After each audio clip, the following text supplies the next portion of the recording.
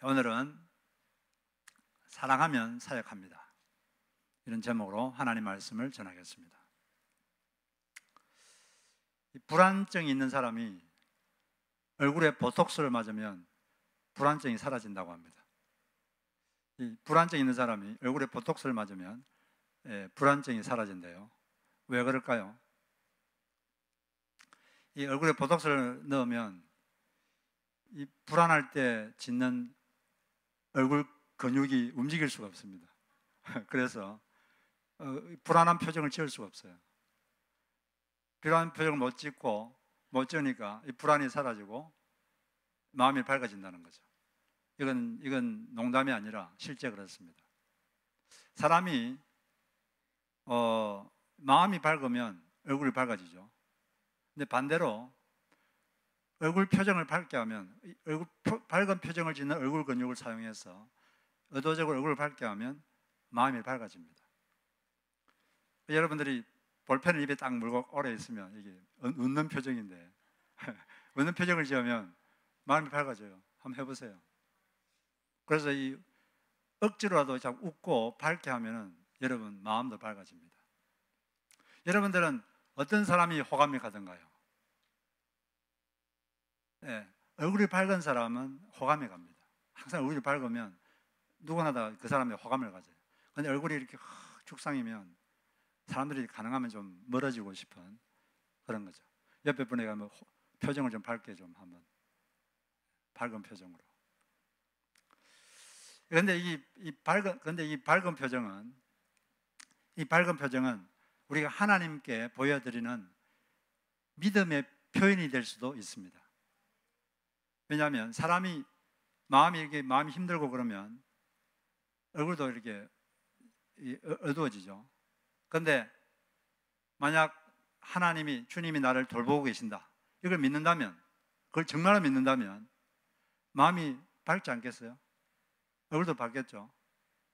정말 내가 지금 힘들지만 하나님이 저를 돌보고 있다는 걸 저는 믿기 때문에 이 믿음을 제가 밝은 표정으로 하나님 보여드리겠습니다. 하나님은 우리의 믿음을 보기를 원합니다.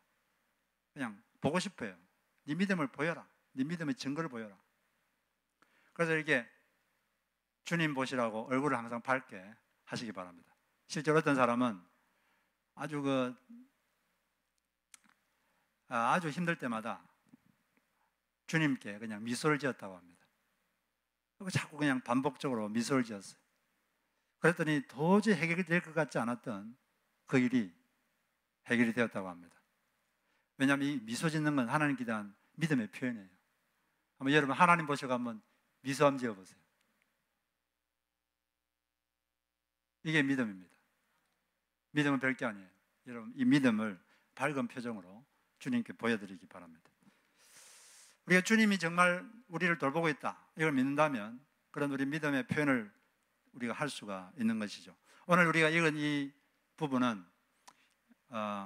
이 부분을 보면 예수님께서 부활하신 예수님이 제자들을 참 돌보고 계시는구나, 이걸 우리가 알 수가 있습니다. 제자들이 밤새도록 고기를 잡았는데 한 마리도 못 잡았어요. 근데 그걸 예수님 모른 체 하지 않으시고 조언을 주셨습니다. 그 조언을 하니까, 그 조언을 따라하니까 엄청난 고기가 잡혔고, 또 밤새도록 일해가지고 지치고 배고픈 그들을 예수님이 직접 숯불에다 생선을 구워서 떡을 구워서 이렇게 대접하고, 이걸 보면 예수님이 정말 우리를 돌보시는구나, 이걸 알 수가 있는 거죠. 부활하신 예수님은 여러분들도 지금 돌보고 있습니다. 그 주님에 대한 믿음으로 밝은 표정으로 사시기 바랍니다. 힘들 때마다 웃으면서 주님, 저는 지금 힘듭니다. 그러나 주님이 저를 돌보고 계심을 믿습니다. 그 믿음의 표현으로 저는 웃겠습니다 하고 웃으시면 주님께서 그 믿음을 봐주십니다. 우리 지난주에는 예수님께서 이 부활하신 다음에 그 첫날, 부활한 당일날 엠마오로 가는 두 제자와 동행하시고, 그 다음에 제자들이 모여있는 곳에 와서 말씀하신 걸 우리가 살펴봤습니다.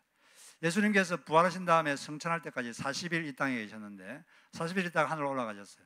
40일 동안 제자들과 같이 항상 있었던 게 아닙니다.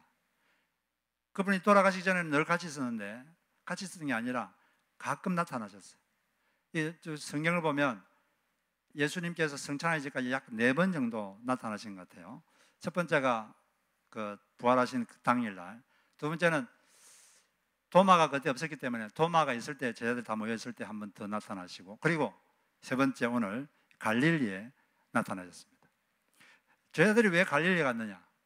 예수님께서 돌아가시기 전에 제자들에게 말한 적이 있습니다.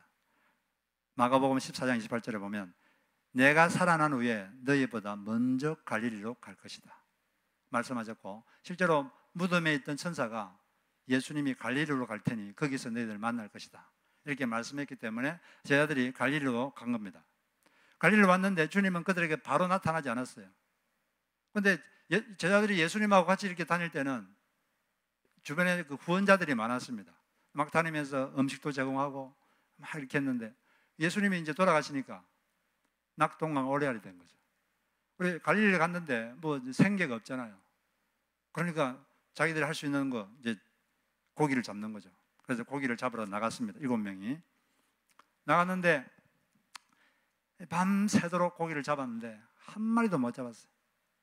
그때 예수님께서 그걸 보고 있다가 저 이제 새벽에 저 갈릴리 호수가에서 말했습니다. 오른쪽에 그물을 내려 보아라. 그 조언을 받아서 오른쪽에 딱 그물을 내리니까 고기가 찢어지지 않는 게 이상할 정도로 엄청난 고기가 잡혔어요. 153마리. 근데 이게 왜 성경에 기록되어 있을까요? 성경에는 그냥 아무거나 기록 안 됩니다. 무슨 의도가 있으니까 이런 말씀을 기록하는 거죠. 처음에 예수님께서 제자들을 리크루트 하실 때 무슨 말씀으로 리크루트 하셨습니까? 나를 따라오너라. 내가 너희로 사람을 낚는 어부가 되게 하리라. 이 세상은 이 멸망의 바다에 사람들이 다 빠져 있습니다. 멸망의 바다에 사람들이 다 빠져 있는데 여기에서 제자들이 나가서 그 중에 일부를 건져 올리면 그 사람들은 구원받는 거예요. 이 사람들을 물고기로 생각하시는 거죠. 성경에서는 이 바다를 심판으로 보통 봅니다. 이 심판의 바다에 다 지금 빠져 있어요. 이제 이걸 너희들이 가서 그들을 건져 올려라. 이런 사명을 가지고 그들을 부르셨습니다. 그런 모습을 이제 앞으로 너희들이 이 일을 해야 된다는 걸 보여주려고 이런 모습이 있는 거죠. 그런데 제자들이 열심히 했는데 밤새도록 했는데 하나도 열매가 없습니다. 그런데 예수님의 지시를 따라서 하니까 엄청난 열매가 맺혔어요. 왜 이런 게 있느냐? 주님 없이 우리가 아무리 노력을 해도 열매가 없다는 것입니다. 그러나 주님을 의지하고 주님께 기도하고 주님의 지시를 받아서 하면은 한꺼번에 이런 많은 열매를 거둘 수 있다는 것을 보여주시는 것입니다. 항상 우리가 주님을 의지해서 주님의 지시를 따라 하는 우리가 되었으면 좋겠습니다. 그런 다음에 이제 예수님께서 베드로에게 질문하셨어요. 너가 나를 사랑하느냐? 그러니까 베드로가 제가 사랑하는 걸 주님이 아십니다. 3번이나 말했어요. 예, 주님을 사랑합니다. 그런데 이게 한 번만 하면 될 텐데 이렇게 3번이나 이렇게 그런 질문을 하고 답을 하게 했을까요? 그 이유가 뭘까요? 한 3가지 정도 이유가 있다고 생각합니다. 먼저는 사랑이 앞으로 사역하는 동기가 되도록 하기 위해서 그렇게 하셨습니다. 베드로가 제가 주님을 사랑합니다. 그러니까 예수님 바로 하시는 말씀이 내 양을 먹이라. 또 제가 주님을 사랑합니다. 그러니까 내 양을 치라. 먹인다는 건 먹이는 거고 친다는 건 돌본다는 거예요. 뭐 인도하기도 하고 우리에 가두기도 하고 보호하기도 하고 뭐 그런 걸 말합니다. 그래서 사랑합니다. 그러니까 그러면 내 양을 먹이라. 돌보라. 그게 뭐죠?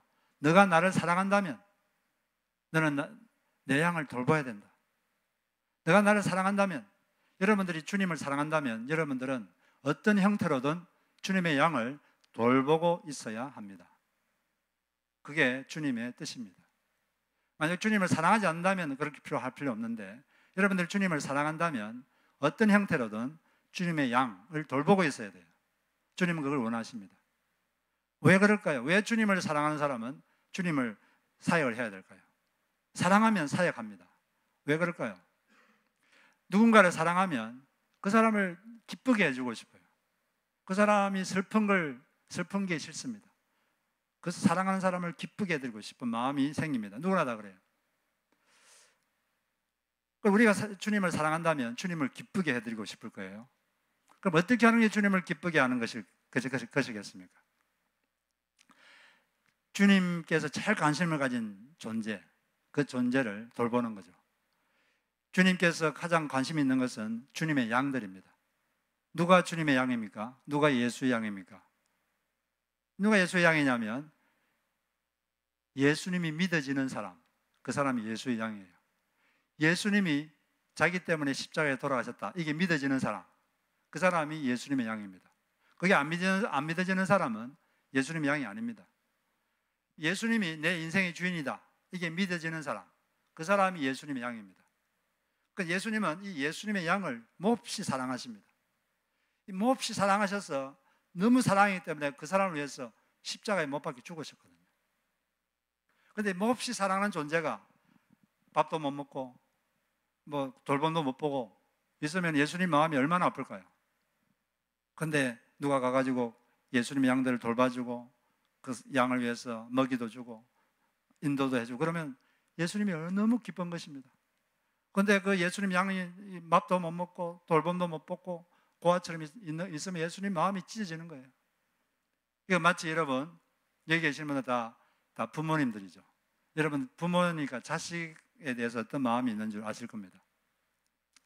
여러분 자식이 밥도 못 먹고 구박당하고 그러면 가슴이 찢어지죠. 제가 이번 주에 내가 왜 자식들을 위해서 기도하고 자식들이 좀 잘 되도록 이렇게 애를 쓸까? 그러면 제가 생각을 해봐서 많은 이유가 있는데 그 중에 한 가지 이유가 좀 생각이 났습니다. 그 이유가 뭔가 생각해 보니까 내가 만약 제가 자식이 3명인데 이 중에 1명이라도 뭔가 어떤 자기들이 해결할 수 없는 문제에 빠져가지고 문제가 빠져가지고 슬퍼하고 괴로워하고 눈물 흘리고 그러면 내가 좀 살기가 힘들겠다, 그런 좀 생각이 들었어요. 여러분들도 그렇겠죠? 네, 힘든 거예요. 제가 한국에 있는 어떤 목사님이 하는 이야기를 들었는데 김동원 목사님인데 그분이 이런 말을 하던 걸 제가 들었습니다. 자기가 목회를 하는 동안에 목회는 잘 되는데 가정이 힘들 때가 있었대요. 자녀들이 힘들고 가정이 힘들 때가 있었고, 근데 두 번째는 또 가정은 잘 되는데 목회가 아주 힘들 때가 있었답니다. 근데 둘 중에 언제가 더 힘들었는가 곰곰이 생각해 보니까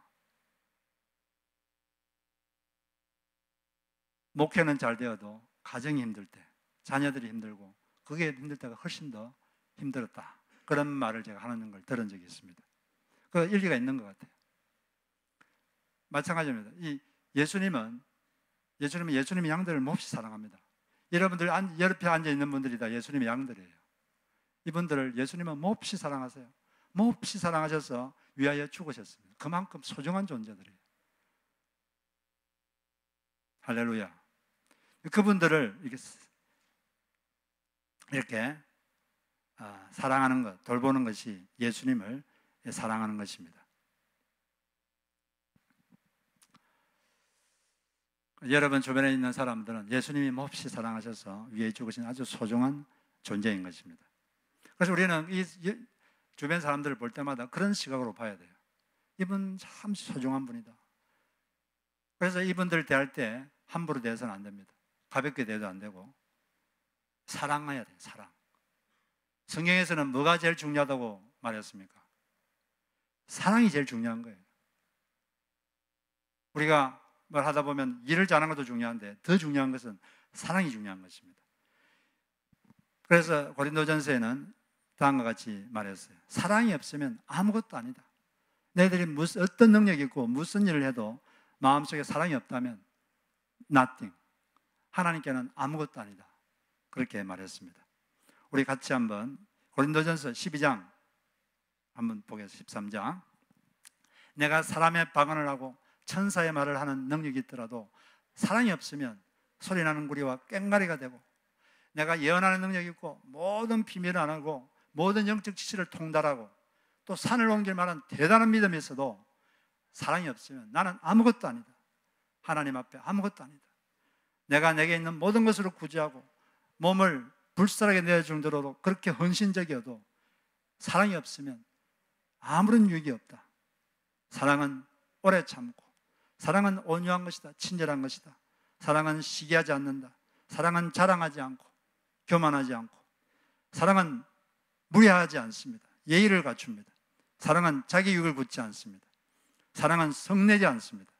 사랑은 악한 것을, 잘못한 것을 오랫동안 기억하지 않습니다. 주님께서는 사랑이 가장 중요하다. 여러분, 성경에서 제일 중요한 게 뭐라고 하셨습니까? 사랑하는 것이다. 하나님을 사랑하고 사람을 사랑하는 것, 이것이 가장 중요한 것입니다. 어떤 것도 이것에 앞서서는 안 되는 것입니다. 그래서 우리는 주변 사람에게 항상 그런 마음을 가져야 돼요. 옆에 분에게 이렇게 말해주세요. 당신은 주님이 당신을 몹시 사랑하셔서 위하여 죽으셨습니다.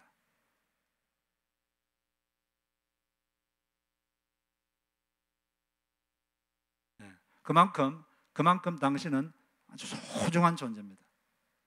말해주세요. 가만히 있지 말고. 아주 소중한 존재예요. 여러분 주변 사람을 대할 때마다 마치 보석을 대하듯이, 보물을 대하듯이 그렇게 대하십시오. 볼 때마다 예수님이 이 사람을 어떻게 볼까? 이분은 정말 귀중한 존재다. 그렇게 보시고 한 사람 한 사람 대하시길 바랍니다. 두 번째로 이 예수님께서 세 번이나 질문하고 세 번이나 베드로에게 주님을 사랑합니다 이렇게 말하게 한 이유는 베드로가 죄책감을 버리고 사역하도록 하기 위한 것입니다. 이전에 예수님이 십자가에 체포됐을 때 베드로는 세 번이나 입으로 저 예수님 모릅니다. 왜냐하면 예수를 안다고 했다가는 자기도 체포당해가지고 불이익을 당하고 고통을 당할 걸 알기 때문에 그냥 모른다 그랬어요. 세 번이나 저 예수를 모릅니다. 너 당신 알잖아. 모른다니까요. 알잖아. 저 몰라요. 제가 안다면 저주가 제게 내릴 겁니다. 세 번이나 그렇게 모른다 그랬어요. 그 베드로가 얼마나 그 다음에 통곡함을 울었어요. 그 말은 몹시 괴롭다는 거죠. 몹시 괴롭고 수치스럽고. 그런데 예수님 부활했지만 여전히 베드로 마음속에는 죄책감이 있을 겁니다. 사람이 해결되지 않는 죄책감이 있으면 마음에 문제가 생기고 몹시 괴롭습니다. 인간의 양심의 문제는 지구 무게보다 무거워요. 양심의 문제가 생기면 너무나 괴로운 거죠. 어떤 자매님이 어떤 교수님의 상담 기법을 배우는 소그룹 수업에 들어봤어요. 자기 소개를 하는데 아주 똑똑한 자매입니다. 그런데 표정과 목소리가 아주 딱딱하게 굳어 있습니다. 꽁꽁 얼어 있어요. 왜 그럴까? 이렇게 마음으로 생각하는데 그 수업 중에 그 자매가 드디어 입을 열었습니다. 본인이 12살 때, 그때 12살 때 어느 날 꿈을 꾸었는데 귀신이 자기를 쫓아오더래요. 너무나 무서워서 막 도망갔습니다. 실제로 도망을 갔어요. 집 앞에 그때 강이 있었는데 허리까지 차는 그런 강이었어요. 그럼 막 강에 들어갔어요. 만약 엄마가 그때 안 구해줬으면 그때 자기는 죽었을 거라고. 근데 엄마가 구해줘서 살았는데, 근데 몇 달 있다가 몇 달 후에 그녀의 가족들이 같이 물놀이를 갔는데 물놀이 가가지고 9살짜리 자기 남동생이 물에 빠져서 죽어버렸어요. 근데 그때부터 그녀를 볼 때마다 집안 어른들이 제가 죽었어야 했는데 아들이 죽었다. 는 무언의 눈빛을 보냈습니다. 말은 안 했는데 무언의 눈빛. 그리고 또 부모님도 단 한 번도 너가 동생을 죽였다 이렇게 말은 안 했지만 눈빛으로 알 수가 있었습니다. 그때부터 이 자매는 꽁꽁 얼었어요. 그리고 자기 대신해서 동생이 죽었다 이런 죄책감이 생겨가지고 그 뒤로는 한 번도 물가에 가지를 못합니다. 죄책감 때문에, 그리고 자책감 때문에, 그리고 몸과 마음이 얼어버렸어요. 그런데 이 이야기를 하니까 그 교수님이 이렇게 말했습니다. 사실 자매님은 누구보다도 잘 알고 있을 겁니다. 동생의 죽음이 자매님의 잘못이 아니라는 것을. 이제 어른이 되셨는데 그 12살 아이에게 너의 잘못이 아니다 이렇게 말해주세요. 그리고 그 12살 소녀를 꼭 안아주세요. 그렇게 말을 했어요. 그때 그런 말을 통해서 이 자매가 좀 마음의 문제가 해결된 것 같아요. 몇 달 후에 이제 수업이 끝나고 몇 달 후에 전화가 왔는데 아주 목소리가 밝아졌습니다. 그리고 하는 말이, 제가 오늘 드디어 수영장에 갑니다. 네. 지금까지는 그 죄책감 때문에 수영장 물가에 못 갔는데, 아, 이게 내 잘못이 아니었구나. 그 죄책감이 싹 사라지니까 이제 마음이 풀어지고 얼굴이 밝아지고 그리고 수영장에도 가고 그렇게 된 겁니다. 그 자매님은 자기 사실 잘못된 죄책감 때문이죠. 자기 잘못도 아닌데 괜히 죄책감을 가진 건데, 또 실제로 보면은 실제로 자기가 잘못해가지고 죄책감을 가지고 있는 사람들도 많이 있습니다. 근데 이게 해결이 안 되면 아주 괴로워요. 다윗도 그 중에 하나 있는데, 다윗이 우리아의 아내를 범하고 또 남편을 청부 살해하고 나서도 이렇게 죄를 짓고도 하나님 앞에 회개를 하지 않았어요. 하나님 앞에 자백도 하지 않고. 그때 얼마나 그 상황이 어땠는지 시편 32편에서 이 다음과 같이 표현하고 있습니다. 회개하지 않고 있을 때 그 죄책감으로 자기가 어땠는지,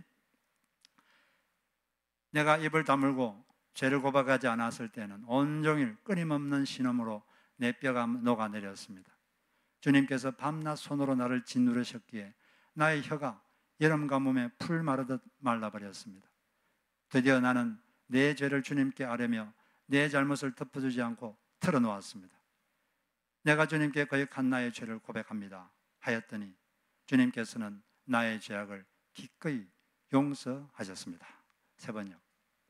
이 죄를 고백하지 않고 죄책감에 눌렸을 때는 온종일 신음으로 뼈가 녹았고, 또 밤낮으로 하나님이 자기를 짓누르고 여름 가물에처럼 몸과 마음이 말라버렸다. 그런데 주여, 주님, 제가 잘못했습니다 이렇게 고백하는 순간 마음이 풀어지고 주님께서 자기를 용서하셨다. 할렐루야.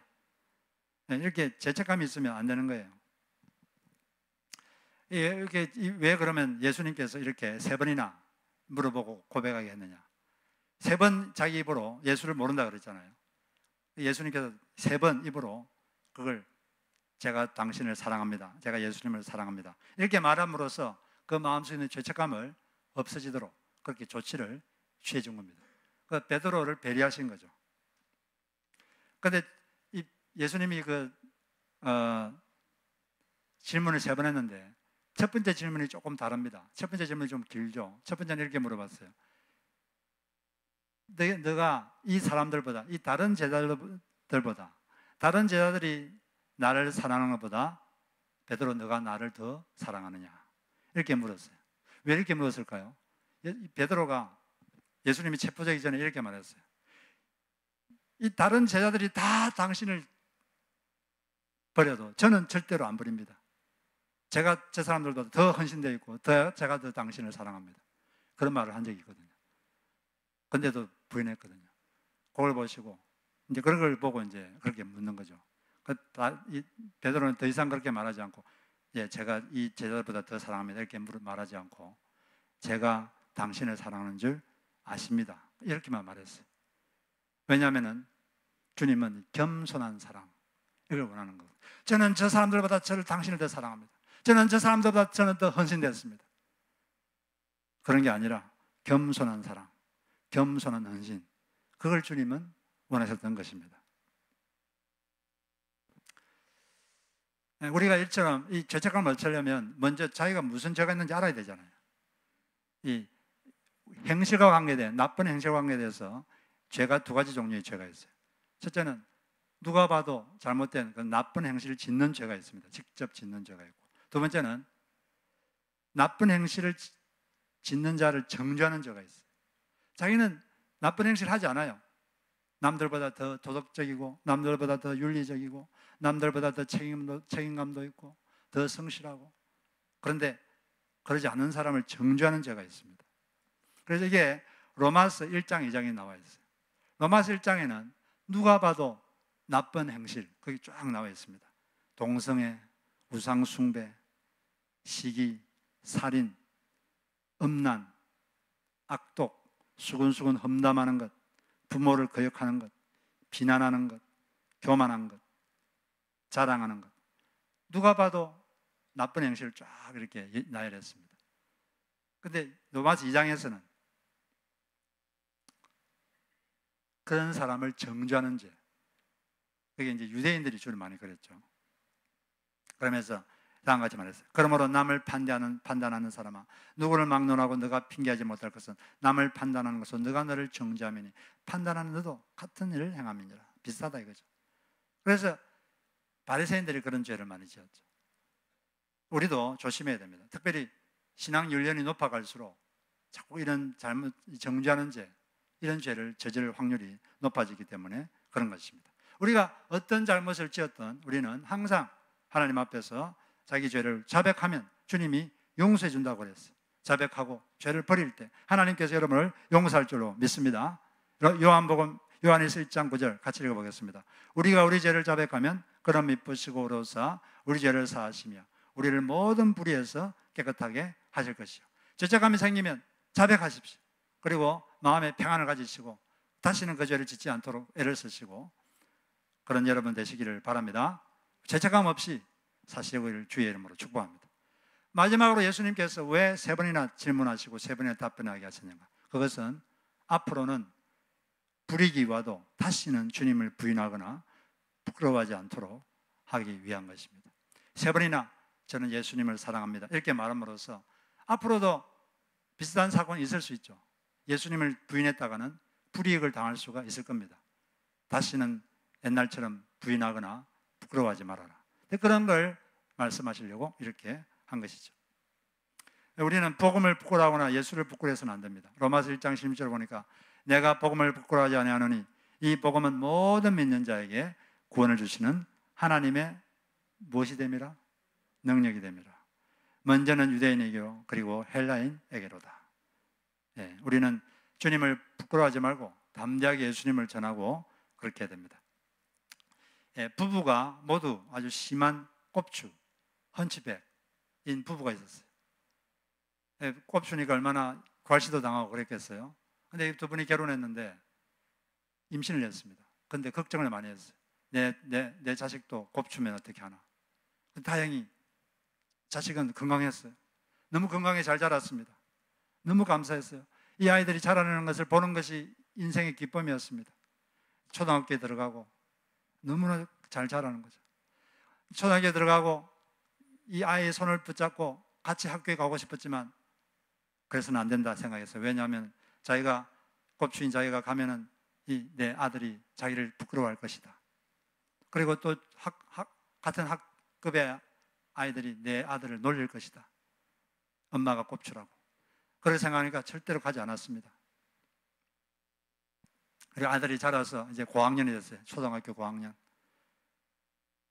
근데 어느 날 아침에 집에 있는데 거실에 보니까 도시락이 있어요. 아이가 도시락을 깜빡하고 안 가져간 겁니다. 어떻게 할까? 내가 이거 가지고 학교를 가야 되나?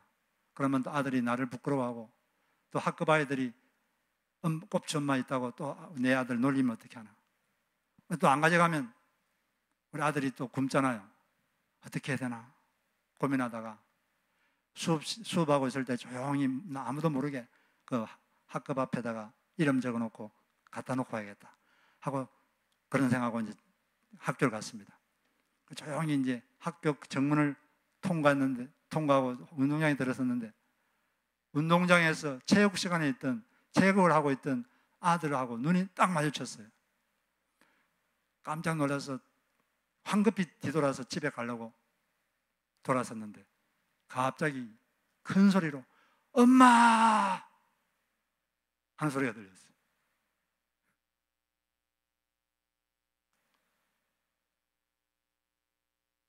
다시 이렇게 얼굴을 돌아서 흐르는 눈물 사이로 보니까 자기 아들이 팔을 벌리고 엄마! 그러면서 막 자기를 향해 달려왔습니다.